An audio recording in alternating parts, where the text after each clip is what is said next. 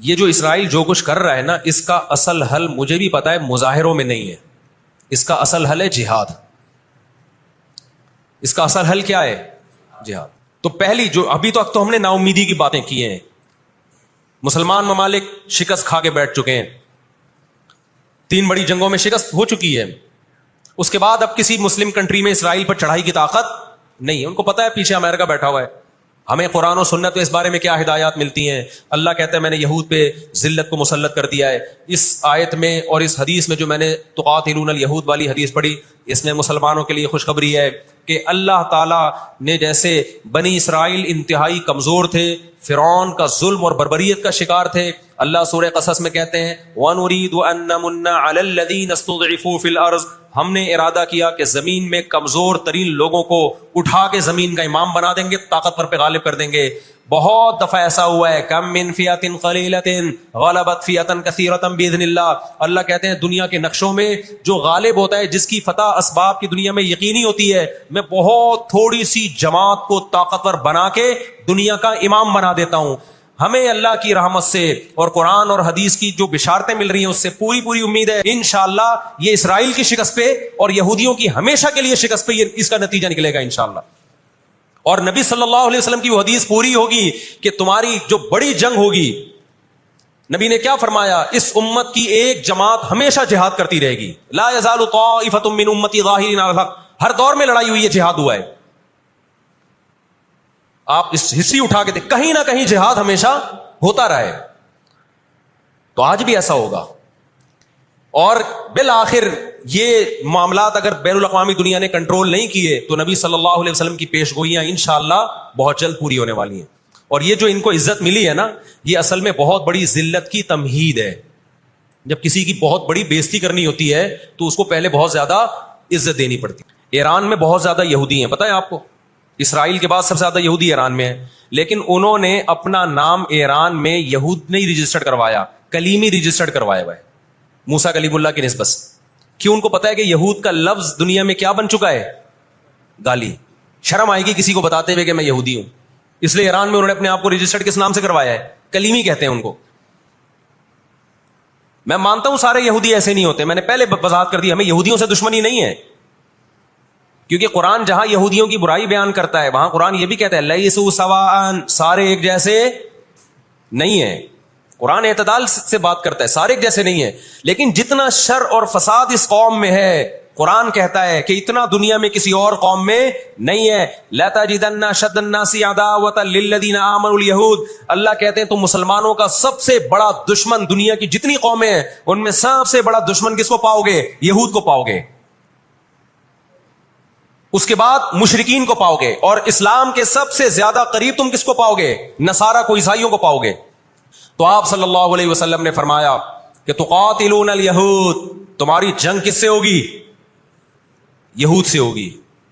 دجال کس کا سپورٹر ہوگا؟ بولتے کیوں نہیں؟ ابھی تو دجال آیا نہیں ہے اور آپ نے بولنا چھوڑ دیا ہے. جب آئے گا تو پھر تو اچھوں کی بولتی بند ہو جائے گی.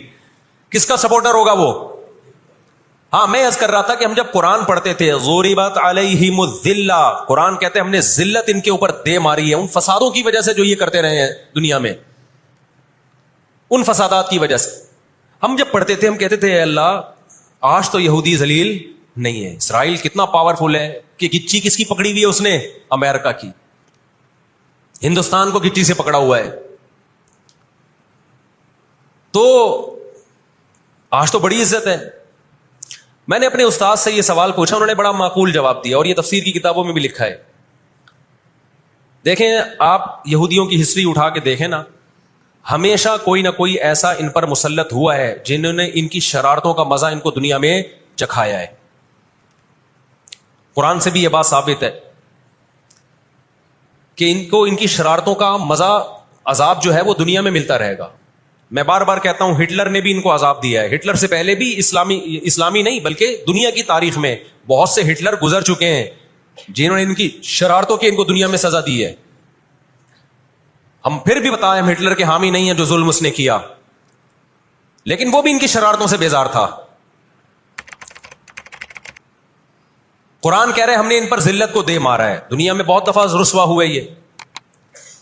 اب کیا ہے؟ یہ آخری ذلت ہے یہودیوں کی. آپ کو معلوم ہونا چاہیے جب دنیا میں کسی کو بہت زیادہ ذلیل کیا جاتا ہے نا تو پہلے اس کو عزت دی جاتی ہے. کسی کے گلے میں آپ جوتوں کا ہار پہنا دو, یہ بھی ایک ذلت ہے. اور ایک طریقہ یہ 3 پیس سوٹ ٹائی میں آپ اس کو صدارت کی کرسی پہ بٹھائیں اور پھر آپ اس کو جوتوں کا ہار پہنا دیں. بتاؤ کون سی بڑی ذلت ہے؟ یہ دوسری ذلت پہلی ذلت سے بڑی ہے. پوری دنیا میں مار کھانے کے بعد نا اپنی شرارتوں کی وجہ سے آج اللہ نے ان کو ایک تھوڑی سی حکومت دی ہے. ایک چھوٹا سا کنٹری, آپ اگر اسرائیل کو نقشے میں دیکھیں گے تو کراچی بھی بڑا ہے اسرائیل سے. اتنا چھوٹا ملک, اتنا چھوٹا ملک, اور تعداد بھی بہت تھوڑی. اللہ نے انہیں کچھ وقت پنپنے دیا ہے. اللہ نے کہا ٹھیک ہے, تم دنیا تمہاری آخری شرارت دیکھ لے, اس کے بعد جو میری طرف سے تم پہ مار پڑنے والی ہے اس کے بعد قیامت تک تم دوبارہ اٹھنے کے قابل نہیں رہو. یہ آخری ذلت کا انتظام ہو رہا ہے یہود کا. 18ویں صدی کے شروع میں, 17ویں صدی کے اینڈ میں, سن 1900 کی بات کر رہا ہوں میں, 1901 1902 کی, اس سے بھی کچھ ٹائم پہلے یہ دنیا میں بکھرے ہوئے تھے. دنیا میں کسی کو ان سے دشمنی نہیں, لیکن دنیا میں جہاں بھی گئے کبھی ایسا نہیں ہوا کہ انہوں نے سازشیں ترک نہ کی ہوں. ہٹلر جو تھا نا دوسری جنگ عظیم میں تو جرمنی گیا ہوں نا, میں نے وہ قبرستان بھی دکھایا تھا یہودیوں کا. ہٹلر نے یہودیوں پہ بہت زیادہ ظلم کیا, جو بالکل غلط کیا. ہم اس ظلم کو کبھی بھی حوصلہ افزائی نہیں کرتے. دیگوں میں اٹھا اٹھا کے زندہ ڈال دیا کرتا تھا. ہم اس عمل میں ہٹلر کی بالکل بھی حوصلہ افزائی نہیں کرتے, اس عمل کو اپریشیٹ نہیں کرتے. لیکن اس نے ایک تاریخی الفاظ کہے تھے. اسے پتا تھا دنیا مجھے برا کہے گی بعد میں کہ لاکھوں یہودی مار دیے میں نے. اس نے کہا میں چاہتا تھا سب کو قتل کر دیتا, ایک بھی زندہ نہ چھوڑتا, لیکن کچھ میں زندہ چھوڑ کے جا رہا ہوں تاکہ دنیا جب مجھے یاد کرے گی نا کہ یہودی ظالم تھا تو دنیا کو پتا چلے گا کہ میں نے ان کو قتل کیوں کیا. کچھ چھوڑ کے جا رہا ہوں, یہ چین سے نہیں بیٹھیں گے, دیکھنا کرتے کیا ہیں یہ. آج ہٹلر زندہ ہوتا, ہٹلر اگر آج زندہ ہوتا, دنیا کہتی کہ تو بندہ ٹھیک نہیں تھا لیکن بات ٹھیک کر کے گیا ہے. ان کے اندر 2 بیماریاں, ایک حسد کہ فلاں کو نعمت کیوں مل رہی ہے, اور ایک دنیا سے محبت. قرآن کہتا ہے یود احدہم لو یعمر الف سنہ, ان میں سے ہر شخص چاہتا ہے کہ کم سے کم اس کی عمر کتنی ہونی چاہیے, 1000 سال. اور مسلمان دنیا سے محبت نہیں کرتا. تو آپ بتاؤ, 2 ایسی قوموں کا مقابلہ ہو کہ ایک زندہ رہنے کے لیے لڑ رہی ہو اور ایک موت کے لیے لڑ رہی ہو, تو فتح کس کو ملے گی؟ جو موت کے لیے لڑتا ہے. اب بھی دنیا کو اگر ہوش نہیں آتا اور کفر کی حقیقت سمجھ میں نہیں آتی ہے, ہمارے لبرل اور سیکولر طبقے کو جو صبح و شام ان کے گن گاتے ہیں, تو پھر آپ کو اس کا اللہ کے سامنے حساب دینا پڑے گا. جہاں مسلمان کا خون بہے گا دنیا منہ پہ ٹیپ لگا لیتی ہے. جہاں کوئی ایک غیر مسلم, ہماری نظر میں مسلمان کا خون بہے یا غیر مسلم کا, ہم فرق نہیں کرتے. کسی پہ بھی ظلموں کا ہم آواز اٹھائیں گے, لیکن دنیا یہ فرق کرتی ہے, لیبل یہ لگاتی ہے کہ انسانیت پہلے مذہب بعد میں. لیکن ان کا ایٹیٹیوڈ بتاتا ہے کہ ان کی نظر میں مذہب پہلے ہے, انسانیت بعد میں ہے. دنیا میں سب سے سستا خون مسلمان کا ہو گیا ہے. آج دنیا میں بہت سے لوگ کہتے ہیں یہ عرب کنٹریز کیوں نہیں کر رہے. بھائی عرب ممالک 3 بڑی جنگیں لڑ چکے ہیں. یہ جو لوگ الزام لگاتے ہیں نا کہ عرب چپ کر کے بیٹھے ہوئے ہیں, مصر کیوں نہیں کر رہا. مصر کی سرحد ملتی ہے اسرائیل سے, شام کی سرحد ملتی ہے, اردن اور لبنان کی سرحد ملتی ہے. یہ سارے ملک 3 بڑی جنگیں لڑ چکے ہیں اسرائیل کے خلاف, لیکن فتح کس کو ہوئی ہے؟ اسرائیل کو. کیوں؟ اس کے پیچھے کون تھا؟ اس کے پیچھے امریکہ تھا. تو آپ اپنے ملکوں کو برا بلا کہہ کے اس سے کچھ بھی حاصل ہونے والا نہیں ہے, اس سے ان کا وجود بھی ختم ہو جائے گا. 3 بڑی جنگیں ہو چکی ہیں. تمام عرب کنٹریز مل کے اسرائیل پہ حملہ کرتے ہیں, لیکن اس کے نتیجے میں نقصان کیا ہوا؟ یونائٹڈ نیشن نے جو لکیر کھینچی تھی نا یہودیوں کے لیے, یہودی اس لکیر کو کراس کر کے آگے بڑھ گیا, اور 80% فلسطین پہ یہودی نے قبضہ کر لیا. اور یہ غزہ کی پٹی جو آج ہے اور جس کو ویسٹ بینک کہا جاتا ہے, اس غزہ کی پٹی پہ مصر کا قبضہ ہو گیا جو ایسٹ میں ہے, اور ویسٹ بینک پہ اردن کا قبضہ ہو گیا. 20% علاقہ میں سے آدھا اردن کے پاس اور آدھے سے کچھ کم مصر کے پاس چلا گیا. باقی 80% کس کے پاس آ گیا؟ اسرائیل کے پاس. یہ میں ان لوگوں کو بتا رہا ہوں جو ہر وقت اسلامی حکومتیں جو رہی صحیح رہ گئی ہیں نا, ہر وقت ان کو برا بلا کہتے رہتے ہیں، یہ کچھ نہیں کر رہے، یہ عرب کچھ نہیں کر رہے. یہ 3 جنگیں لڑ چکے ہیں. جب تک تمہارا باپ پیچھے کھڑا ہوا ہے نا امریکہ، اس وقت تک یہ مسئلہ حل نہیں ہو سکتا. عراق میں جو بھوک سے بچوں کو مارا ہے وہ کس نے مارا ہے؟ مسلمانوں نے مارا ہے یا ان 27 اتحادیوں نے مارا ہے؟ وہ عراق اب تک اپنے پاؤں پہ کھڑا نہیں ہو پایا ہے. اس تباہی کا جو سینکڑوں بچے یونائٹڈ نیشن کی رپورٹ کے مطابق عراق میں بھوک سے مرے ہیں، ان کا ذمہ دار سعودی عرب ہے، پاکستان ہے، یا وہ 27 اتحادی ممالک ہیں جو سارے غیر مسلم کنٹریز ہیں، جنہوں نے 27 ملکوں نے مل کے عراق پہ حملہ کیا تھا اور جھوٹا الزام لگایا کہ ان کے پاس کیمیکل ہتھیار ہے.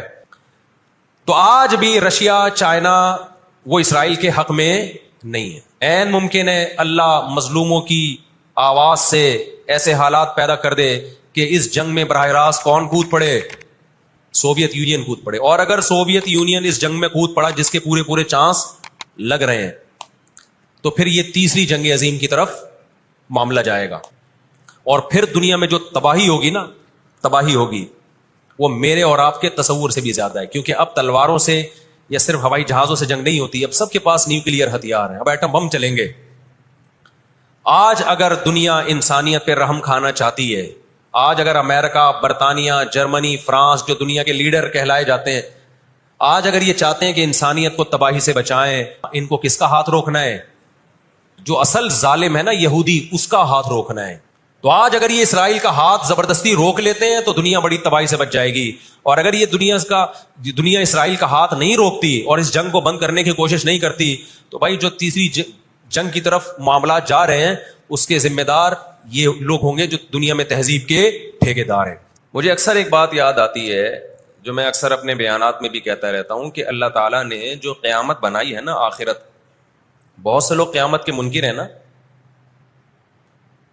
وہ کہتے ہیں مر کے مٹی ہو کے ختم ہو جاتے ہیں. سوال پیدا ہوتا ہے کہ دنیا میں اتنا کچھ غلط ہو رہا ہے کہ اگر اللہ نے انسانوں کو مار کے مٹی کر کے ختم کرنا تھا اور حساب و کتاب کا کوئی دن نہیں ہے،